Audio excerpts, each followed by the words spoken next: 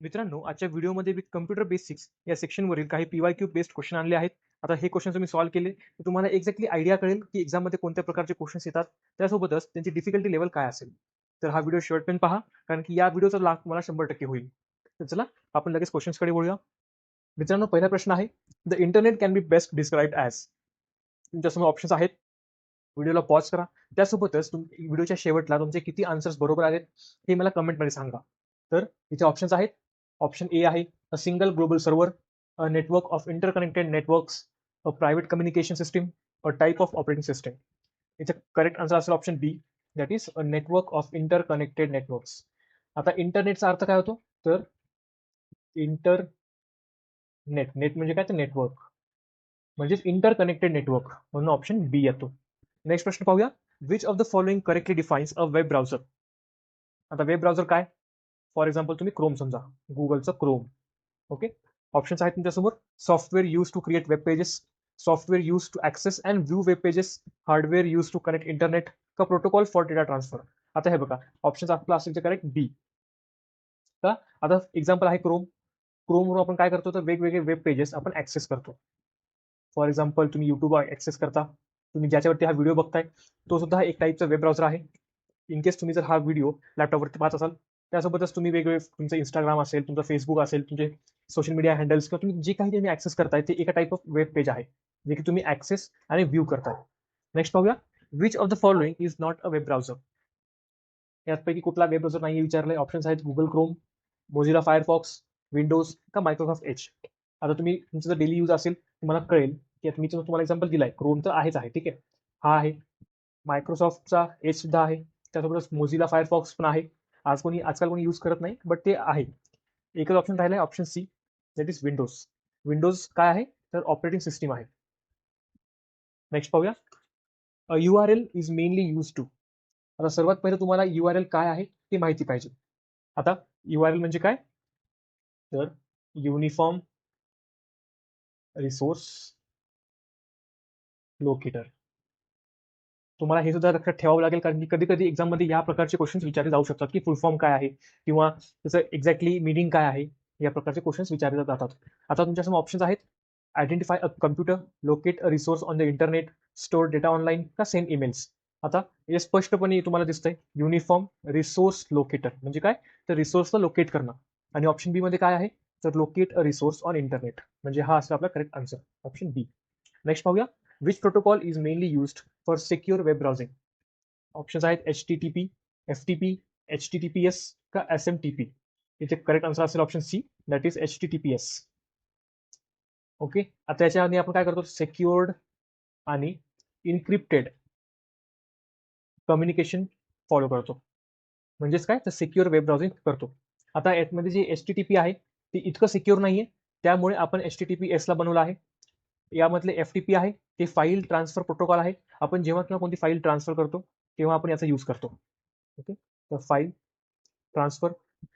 Fourth option आहे तो म्हणजे simple mail transfer protocol.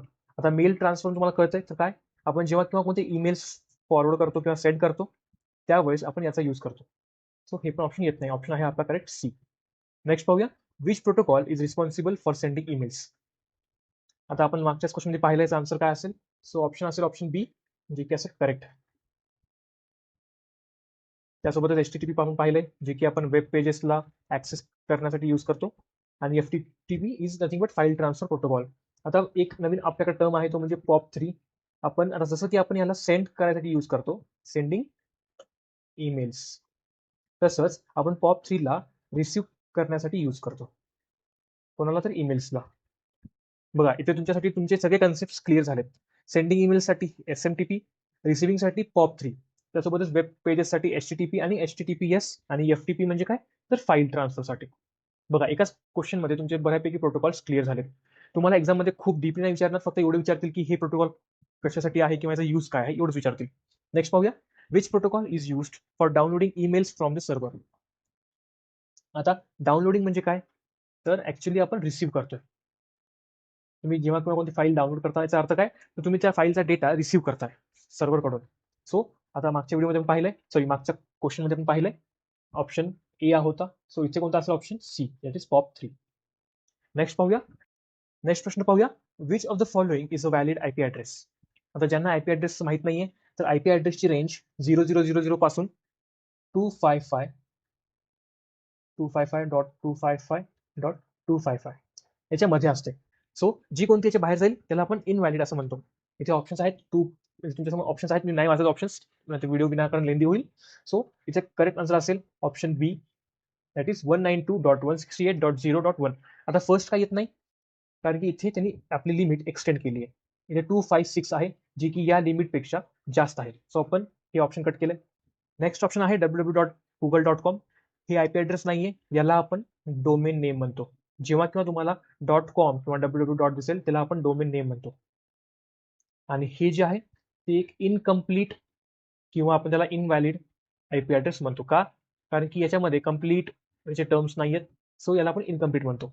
Next पाहूया. Which of the following best describes the www. आता आपण जे लिहितो हे वाला www. हे काय आहे हे विचारलंय. So collection of web pages, a type of network cable, a search engine, a protocol.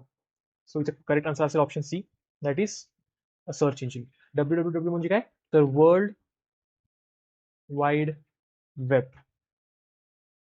याला आपण कशासाठी यूज करतो तर जे कोणते वेब पेजेस आहेत त्यांना आपण याच्या थ्रू लिंक करतो. कशावरती तर इंटरनेटवरती. म्हणून आपण कधी पण समोर www. जी काही तुमचं आहे साईटचं नाव .com लिहितो. नेक्स्ट पाहूया. Which device converts digital signal to analog and vice versa. Options आहेत राउटर, स्विच, मॉडेम का हब. इथं आन्सर असेल करेक्ट म्हणजे मॉडेम, जे की डिजिटल सिग्नलला अॅनालॉग मध्ये कन्वर्ट करतं. राउटर काय करतं, राउटर फक्त नेटवर्कला कनेक्ट करतं. आता तुमच्याकडे वायफाय असेल तर तुम्हाला कळतं की राउटर आपण त्याचा यूज करतो, ज्याचे करून आपण आपल्या नेटवर्कला जे काय आपलं नेटवर्क तुम्ही घेताय त्याला कनेक्ट करतंय. स्विच म्हणजे काय तर स्विच एक नथिंग बट ऑन ऑफची असते गोष्टी, किंवा आपण त्याला कोणत्याही डिव्हाइसमध्ये यूज करतो जिथे आपण त्याला ऑन ऑफ करतो.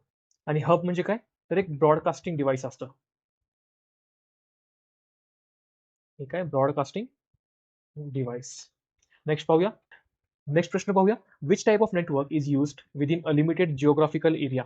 जेव्हा तुमचा एरिया छोटा असतो किंवा एक लिमिटेड असतो तेव्हा त्याच्यामध्ये आपण कोणत्या टाईपचं नेटवर्क यूज करतो विचारलंय.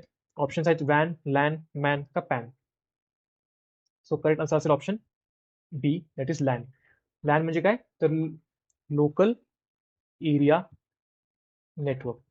तुम्हाला जर फुल फॉर्म माहिती असेल तर तुमचा आन्सर इथेच निघून जाईल. आता जेव्हा किंवा तुमचा एरिया खूप छोटा असतो, लोकल एरिया, आता लोकल म्हणले म्हणजे काय आपलं घर असो, ऑफिस असो, याच्यामध्ये आपण लॅन यूज करतो. त्यासोबतच वॅन म्हणजे काय तर वाईड एरिया नेटवर्क. मॅन म्हणजे मेट्रोपॉलिटन. जेव्हा किंवा तुमच्या कोणाला तुम्हाला कोणत्या सिटीला किंवा एका मोठ्या एरियाला कव्हर करायचं असेल तेव्हा आपण मॅन यूज करतो. अँड लास्ट म्हणजे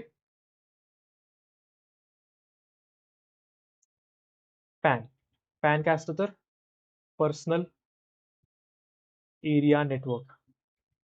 आता ह्याचा अर्थ काय तो फॉर एक्झाम्पल तुम्ही घेऊ शकता की ब्लूटूथ. आता तुम्ही तुमच्या डिव्हाइसला किंवा तुमच्या हेडफोन्सला, इयरबड्सला जेव्हा तुम्ही कनेक्ट करता वाया ब्लूटूथ त्याला आपण पॅन असं म्हणतो. नेक्स्ट पाहूया. नेक्स्ट प्रश्न पाहूया.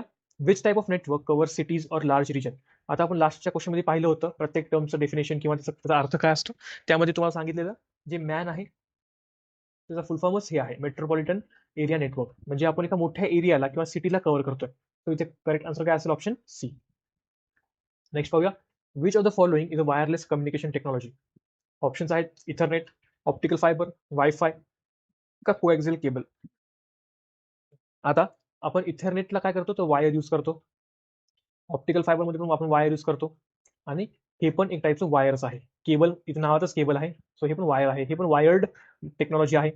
एकच ऑप्शन आहे वायफाय, जे की एक वायरलेस टेक म्हणून काम करतो. नेक्स्ट पाहूया. In a star topology all nodes are connected to. Options आहेत each other, a central hub, a ring structure किंवा अ बस लाईन. आता स्टार एक्झॅक्टली काय असते हे टोपोलॉजी काय असतं ते एक्झॅक्टली जेव्हा एक समजा एक आपण हब घेऊ, ठीक आहे, स्विच किंवा हब तुम्ही म्हणता येईल. आता या हबला किंवा या सेंट्रल स्विचला भरपूर पीसी किंवा तुम्ही डिव्हाइस म्हणू शकता ते कनेक्टेड असतात. ओके, म्हणजे हे एक झालं स्टार टोपोलॉजी. आता इथे काय विचारलंय, आता समजा आपण याला नोड्स सुद्धा म्हणू शकतो. नोड्स म्हणजे काय, तर डिव्हाइसेस जे की आपण यूज करतो. आता फॉर एक्झाम्पल तुम्ही घ्या, तुमच्या घरामध्ये एक वायफाय आहे.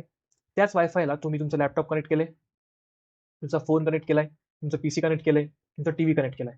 सो काय झालं, हे सेंट्रल हब आहे जिथे सगळ्या गोष्टी कनेक्टेड झाल्यात. तो या टाईपचा हा टोपोलॉजी असते, याला आपण स्टार टोपोलॉजी म्हणतो.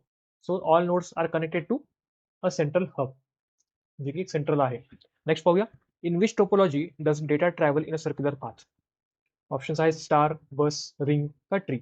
आता तुमच्या समोर जसं तुम्ही वाचताय सर्क्युलर पाथ, इथे एकच ऑप्शन आहे जे की तुम्हाला एक लॉजिक देऊ शकतं, जे की ऑप्शन सी आहे, जे की रिंग. रिंग म्हणजे काय, तर युजली सर्क्युलर फॉर्म मध्ये तुमचे नोट्स कनेक्टेड असतात असं. देअरफॉर ऑप्शन सी असला आपला करेक्ट. स्टार मध्ये आपण पाहिले आताच, बसमध्ये कसं, तर नोट्स स्ट्रेट लाईन मध्ये असतात असे, आणि ट्री मध्ये कशी, तर हायरार्की मध्ये असतात. हे असं, त्यासोबत इथे असं, परत हे दोघांना आणि हे दोघांना, अशा टाईपमध्ये. नेक्स्ट पाहूया, which protocol is used for file transfer over internet. आता आपण हे पाहिलंय, ऑप्शन बी असेल याचं करेक्ट आन्सर, म्हणजेच file transfer protocol.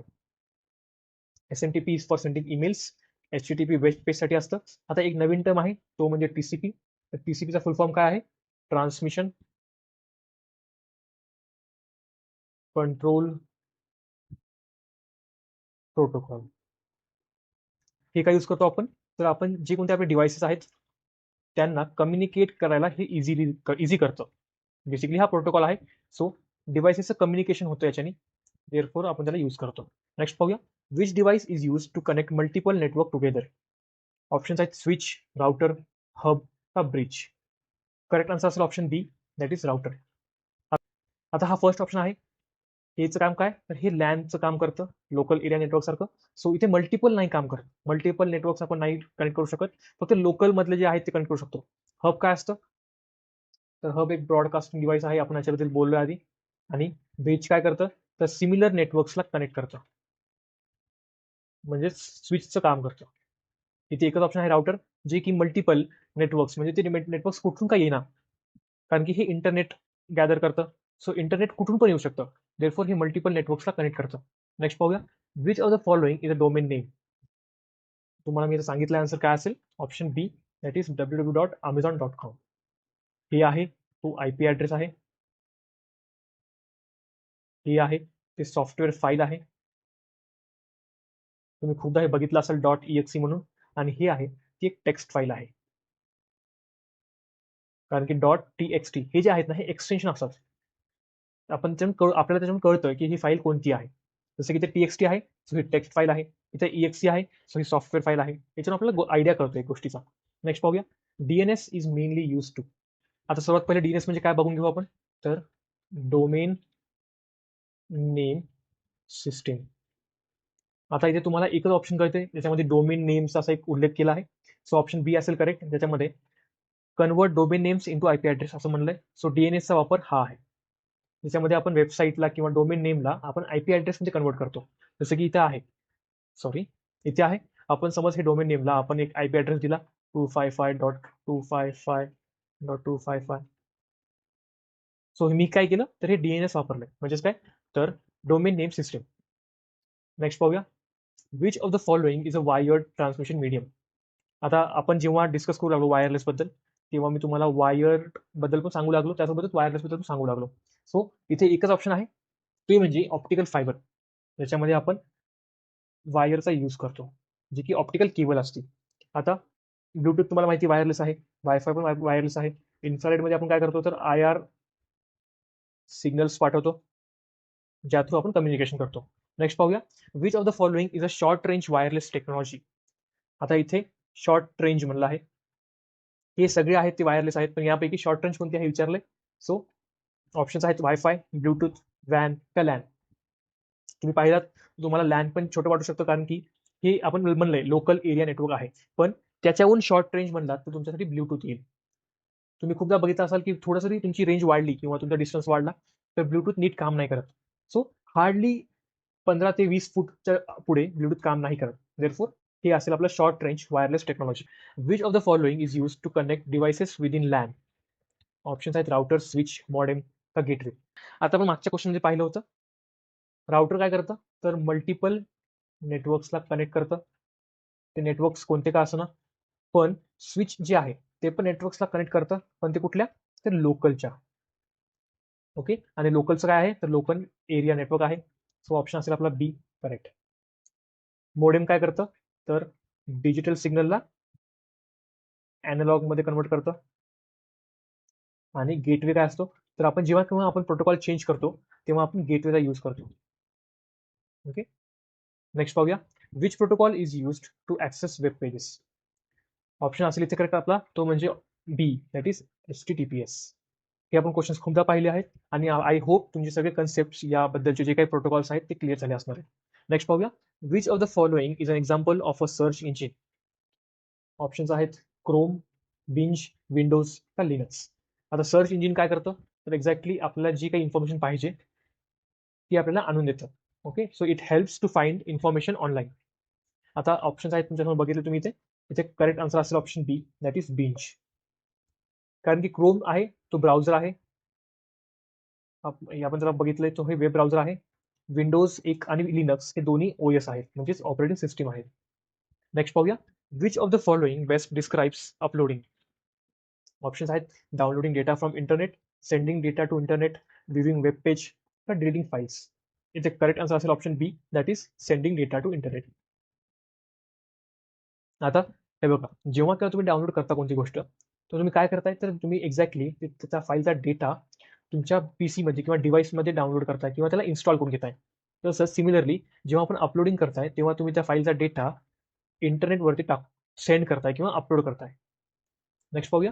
Which of the following best describes downloading? Option B असेल करेक्ट इथे, म्हणजेच काय receiving data from internet. Next पाहू.